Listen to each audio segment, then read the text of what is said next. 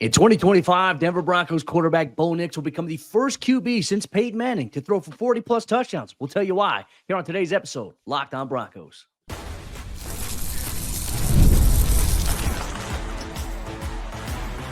You are Locked On Broncos, your daily Denver Broncos podcast. Part of the Locked On Podcast Network, your team every day. What's up, Broncos Country? Welcome into another episode, Locked On Broncos, your daily Denver Broncos podcast, part of the Locked On Podcast Network. We know it's your team every day. Broncos Country, thank you so much to all the everydayers out there. Thanks for tuning in, making us your first listen, however you choose to do so. And if you're not yet an everydayer, become one. Hit that subscribe or that follow button wherever you get your podcast so you never miss out on all your Broncos news, content, coverage, analysis, and more every single day, all year long. I'm Cody Roark, Broncos reporter for Mile High Sports.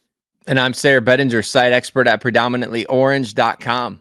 We're going to have a little fun here, a little way too early in the offseason here as we prepare for what is ahead here. Training camp is starting here in the next few weeks. We're excited about that. We're going to share maybe some of our bold predictions before training camp here on the Broncos offensive side of the ball. We're going to take a look at Bo Nix and why we believe he could become the first quarterback since Peyton Manning to pass for over 40 touchdowns in a season, why that could be on deck here in 2025. Plus, we'll go through who will lead the Broncos in rushing. Will it be newcomer J.K. Dobbins, RJ Harvey? Will it be somebody else? And then we'll get into the receiving category as well as who's going to lead the team in catches, touchdowns, and also receiving yards this upcoming season. You expect all that on today's episode of the show. Sayre, let's open it up by putting a bow on the topic here. Bo Nix, obviously last season, I always think it's great to look back in hindsight that you look at where he was at through the first 4 weeks of the regular season, right? Struggling to get, his first passing touchdown.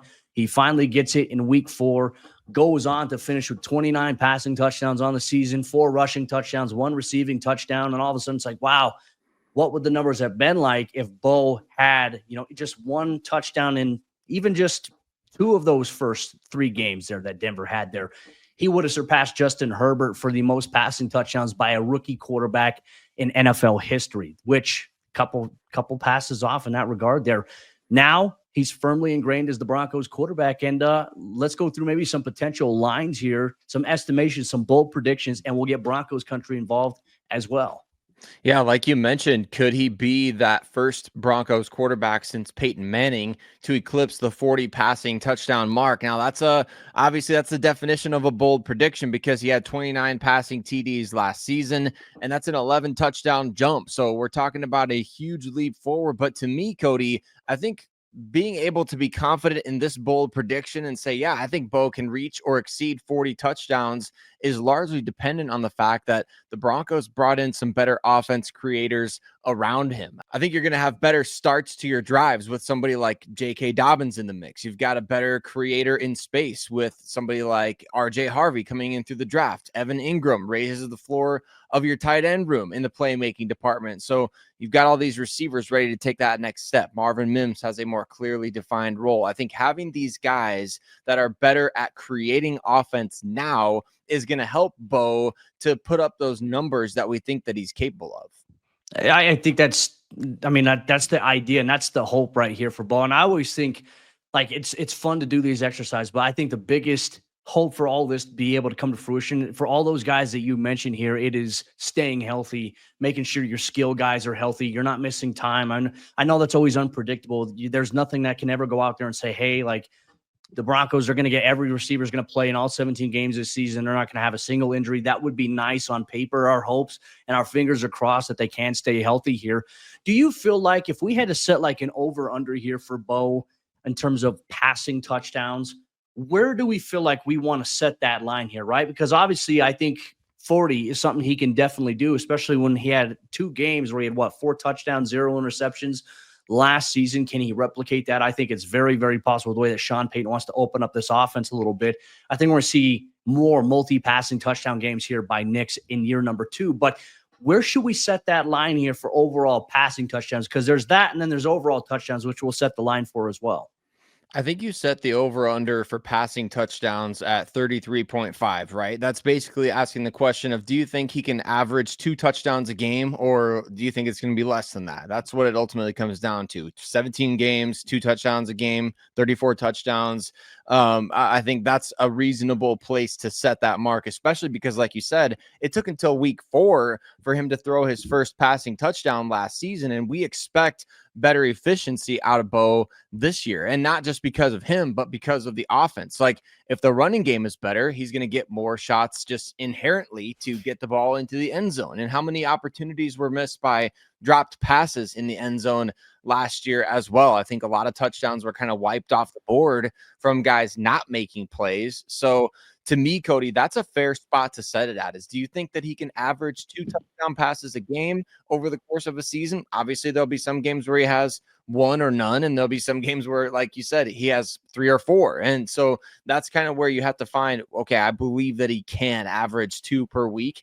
I think that is a fair spot to put him entering his second NFL season. Okay. So where are you going? Are you hitting the over on that? Over. I'm hitting the over. Okay. Yeah. Absolutely. All right, Broncos Country, chime in. Let us know if you're hitting the over on 33.5 passing touchdowns. I'm going to hit the over on this as well. I think Bo's going to get 37, maybe 38 passing touchdowns this upcoming season. Can he get maybe 40? Oh, that would be icing on the cake there. Cherry on top. There we go. Let's go to the other one now. Another category, overall touchdowns, right? This is factoring in passing touchdowns, rushing touchdowns, and receiving touchdowns. Though I don't think we'll see as many opportunities in the receiving department this year for Bo as we saw, him haul in that passing catch from Courtland Sutton against the Baltimore Ravens. I don't know, maybe they'll open up a little bit more. Maybe that'll be back in their playbook this year. But where you factor in the over-under here? Because I think for Bo to have, 29 passing, he had 4 rushing, and then he had 1 receiving touchdown. Well, okay, 34 overall touchdowns. I mean, Sayre, at this point, is that where we're going to set it at 34? Because that's what he essentially had last year. Is that where we want to set the line here? I think you set the line at somewhere, like 34.5. Do you think he can have 35 or more touchdowns, or is it going to be less than that? Because we saw last year his running ability was outstanding, and I think almost obviously limited for a good chunk of the season, where we didn't even see him being utilized in that regard. And he was even kind of shying away from being a runner outside of the pocket. He was doing a lot more, keeping his eyes downfield, opportunities to run, and he was throwing the ball anyway. So I think that you will see an aggressive runner again this season. And to me, I would say, if you believe that he can hit that 34 touchdown passing mark and then another 4 rushing touchdowns, do you set the over under then at like a 37.5 and say, all right, I think he can get close to that 38 to 40 mark? I think 37.5 is a good line to set it at. I'm going to hit the over. I think he's going to get 1 more than that. I think he's going to finish with 38 total touchdowns this upcoming season here. We'll see where he goes in terms of the overall, like how often he's going to be used as a runner, right? Because as we've mentioned, we've seen him, he's bulked up this offseason. Is that by design? Is that by Sean Payton's request? Or is that something that Bo's like, hey, this is what, I need to be able to be efficient? And will Sean use him on the ground more this upcoming season? I mean, I certainly hope not. I like that you can have that in your back pocket. I just don't want Sean to run. I don't think Bo is built to just be running to the ground, essentially, especially when you have to play quarterback for the stretch of games you have to do. I mean, same exact concerns you have there for Lamar Jackson is you want to protect your quarterback. You don't want him to have to take unnecessary shots, because the more you run, the more shots you're going to take there. I simply just don't want Bo to be able to do that. Let's get to passing yards here as well. 37.75 is what he had last year. I think that's where we set the over-under. Is he hitting the over? Is he hitting the under, in your opinion? I think he hits over this one, Cody. He averaged 222 yards passing per game last season. And obviously in your rookie season, you're going to have games where you throw for 110 yards or 120 yards or whatever it may be. And then there's games where the running game takes over. And certainly that stuff can happen again. It doesn't mean just because he's a second-year player, he's going to throw for 300 yards a game. I don't know the Broncos are going to ask him to do that, but to me, I think you look at him averaging at least 225 passing yards a game. I think he's easily going to get over that, Cody. And I think we will see him hit closer to 4,000 passing yards this year. Okay. So if you had to predict an exact number early on here, you want to be one of the first to take a shot at it. How many overall passing yards is Bo going to have this upcoming season? let's say 4,200. Let's say 4,200 passing yards this season. And I think he does touch that 40 total touchdown mark. And I'll be interested to know, is it because he went way over the projected number of rushing touchdowns or because he went way over the projected number of passing TDs? To me, I think if he's going to get to 40 total touchdowns this season, Cody, it's going to be because he threw for at least 34, 35. And I think that's just where his game is at. I think he's evolved into that point that he doesn't necessarily need to use his legs as much to get the Broncos into the end zone. I'm going to go with 3940, 3,940 yards passing for Bo this upcoming season over the 37.75 line that we set. Broncos Country, make sure you send in your thoughts as well. Passing yards, passing touchdowns, overall touchdowns. Let us know what you think Bo Nix is going to have here in 2025. And now we're going to play a little fun game where we take a look at the running back room. Yes, it's a battle royale as they head into training camp, but we'll tell you why maybe J.K. Dobbins will lead that group in rushing yards this upcoming season. You'll get that much more on today's episode of the show.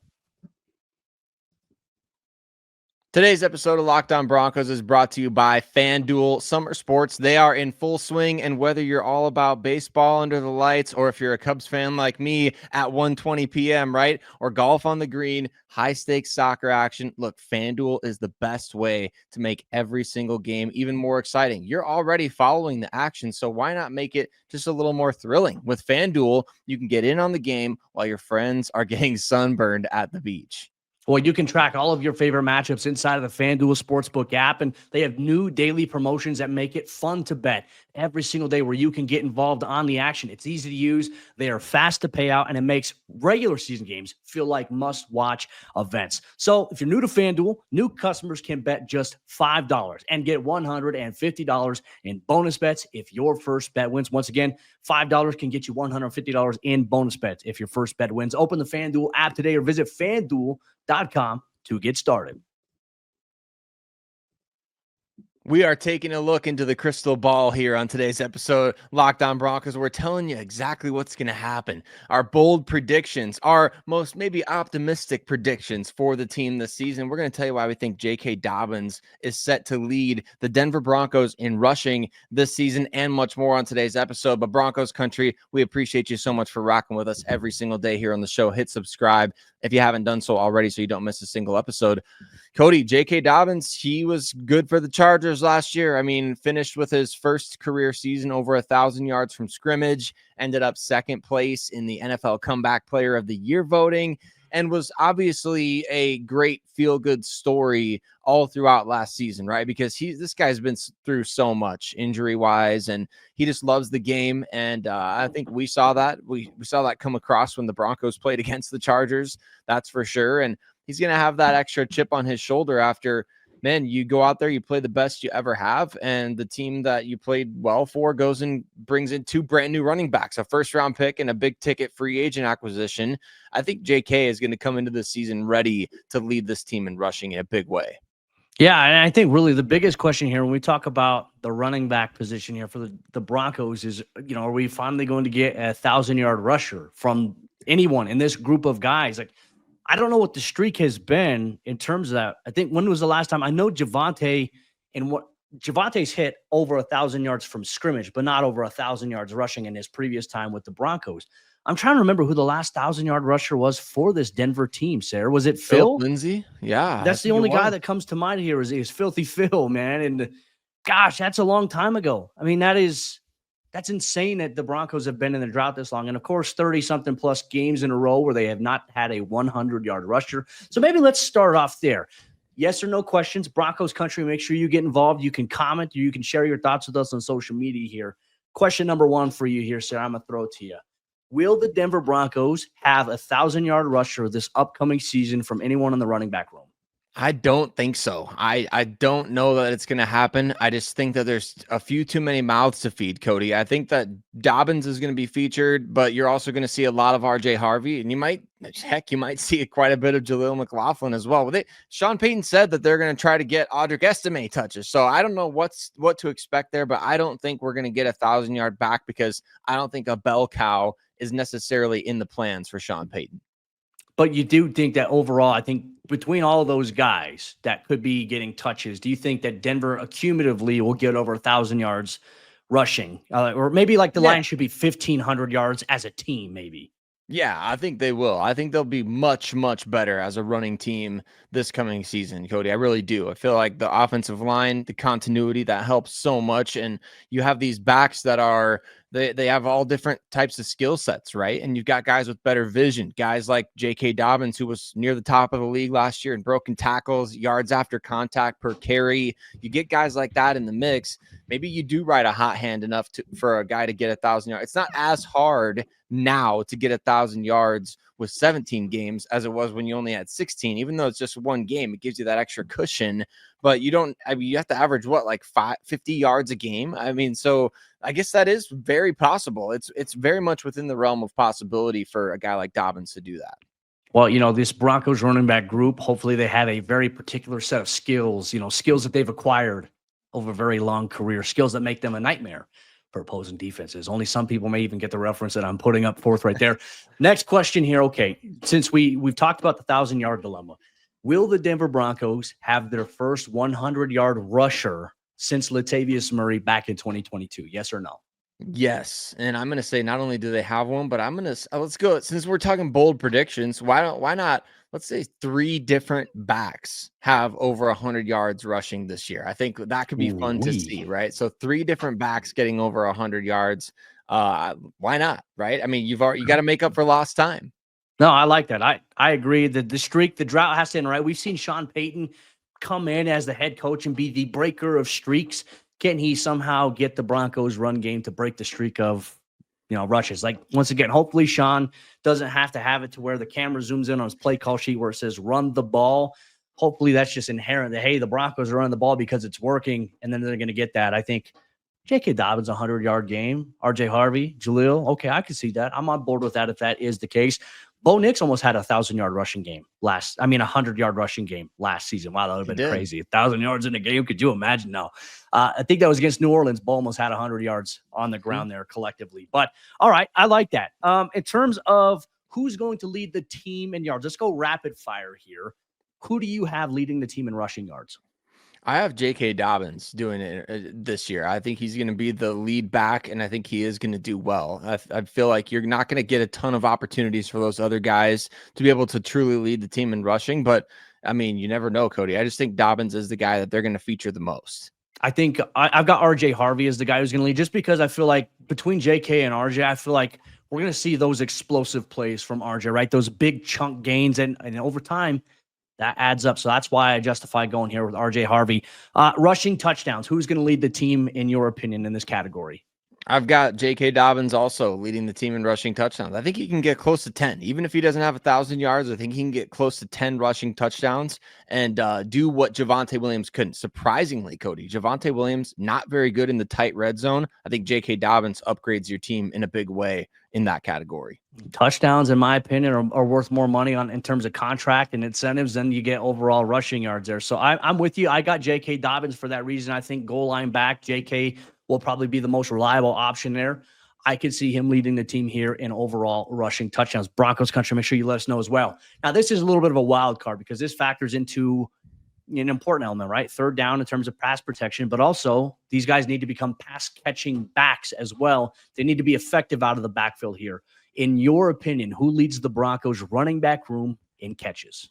I hope it's RJ Harvey. All right. I want him to get the ball as much as possible. I know Sean Payton said they haven't given him his Joker wings just yet, but look, you got to do it at some point. And I think that that's going to be the case this season. You get RJ Harvey as many touches as you possibly can. Cody, what if the Broncos had 2 backs with 800 plus all-purpose yards? That's maybe we get caught up in this, rushing for 1,000, this, that. Let's get 2 guys over 800 all-purpose yards and make defenses just cringe at the thought of having to play this team because you got such dynamic weapons out of the backfield.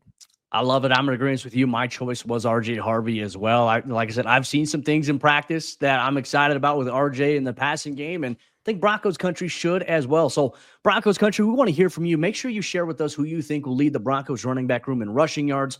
rushing touchdowns, catches, and whether or not the Broncos will break that curse. Make sure you comment. Yes, they'll break the curse if you think that they're going to get a running back that goes over 100 yards in a game this season.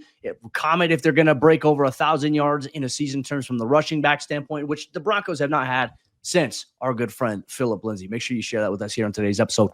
Locked On Broncos. We're not done yet. Broncos Country coming up next. We're going to talk about the skill players, the guys who make all the flashy catches and put up points. Who will lead the Broncos in overall receiving touchdowns, receiving yards, and more? We'll share our interesting thoughts on that on today's episode, Locked On Broncos.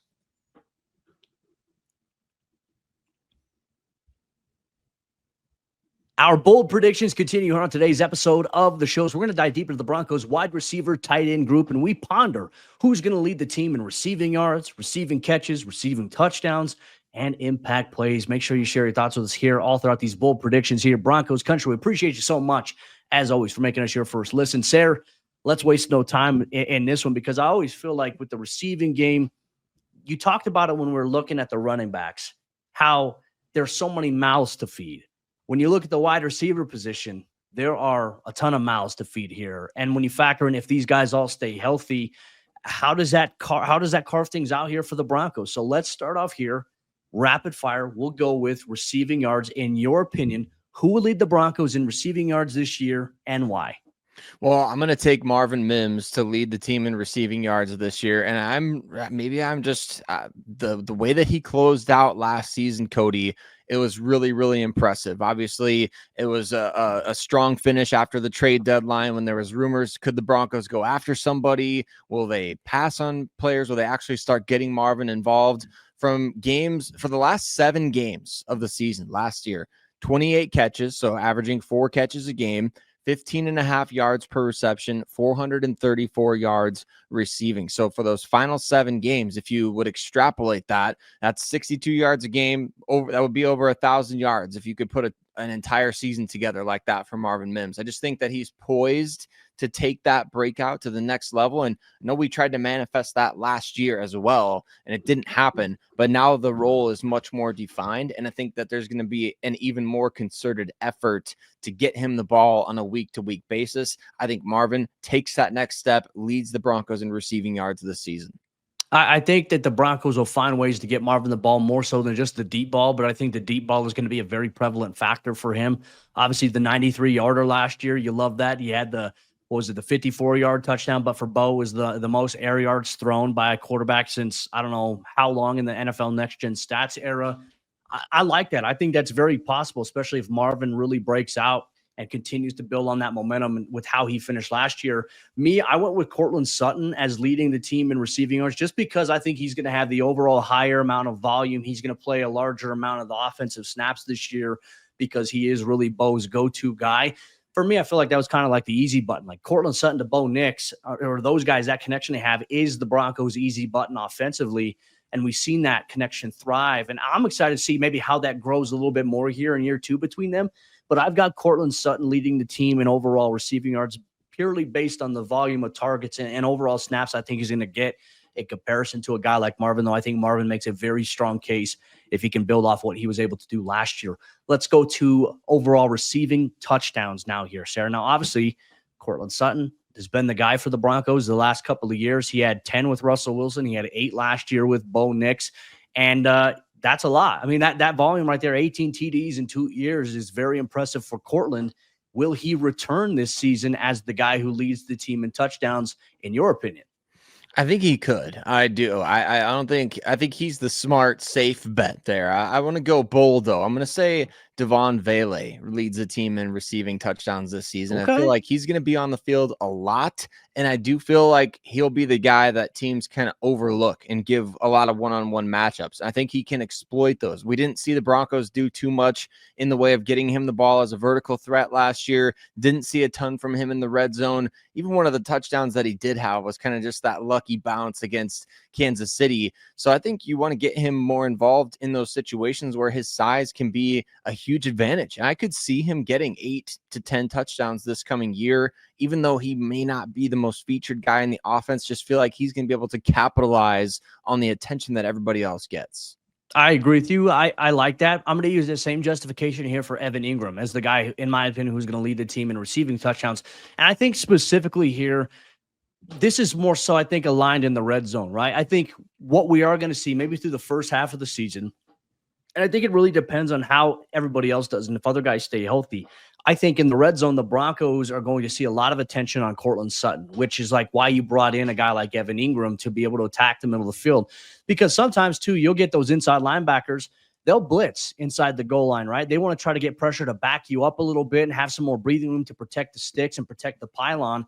So I imagine in the middle of the field, you might be able to find Sean Payton capitalizing with Evan Engram quite a bit here. I think his route running ability is very, very good here for what the Broncos need at the tight end position. He's got athleticism. He's got good size to him as well that I think will be a difference maker. I think that's something that Bo Nix is going to like, because even when Bo was at Oregon, Bo loved his connection with Terrence Ferguson and the tight end in the red zone and goal line situations. The Broncos didn't have a guy like that last year. This is where I think that changes here, and I think that Evan Engram will lead the team in touchdowns this upcoming season because of him being a red zone threat here. Now, I think this one is definitely going to be an interesting topic of conversation here. Receptions, right? So many mouths to feed. Who's going to have the most catches for the Broncos from a skilled player standpoint this upcoming season? Where are you leaning? I'm leaning Evan Engram for this category as well, Cody. I feel like Evan is going to be that guy that they go to on 3rd and short consistently. He's going to be the drive extender. He's going to be, like you said, an asset in the red zone. He's going to be a drive starter for this team. I just feel like he's going to be the go-to weapon for this offense in terms of, hey, we need 4 yards, go to Evan. You need somebody to go get you 2 yards after the catch on a 3rd and 5 or whatever it is.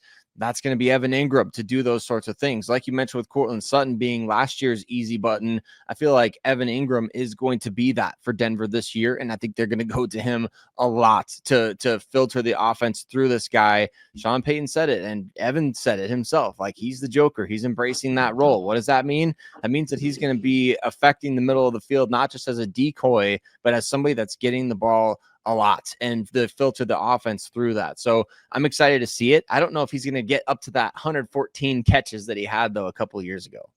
Well, it was funny, too, because some people, I think, are forgetting that Evan Engram has the second most catches in a season by a tight end in recent memory. Of course, Travis Kelce, that one historic year he had with Mahomes, set that record. Brock Bowers and Trey McBride were a couple of catches behind Evan Ingram's 2023 production there. And then somebody said that George Kittle, is better, has had more receptions. George Kittle's never had over 100 receptions in a single season in his NFL career so far, which is a crazy thing because he's a dang good tight end. Evan Ingram's been a high volume guy dating back to New York, dating back to 2023. I think he was on pace essentially last year in Jacksonville to also be a high volume target guy, but the hamstring injury early on, the shoulder injury that dethroned the rest of his season, I think those factored into it. I've got Courtland Sutton leading the team in overall catches this upcoming season, Sarah. I think this will be a year where we see Courtland hit over 100 catches.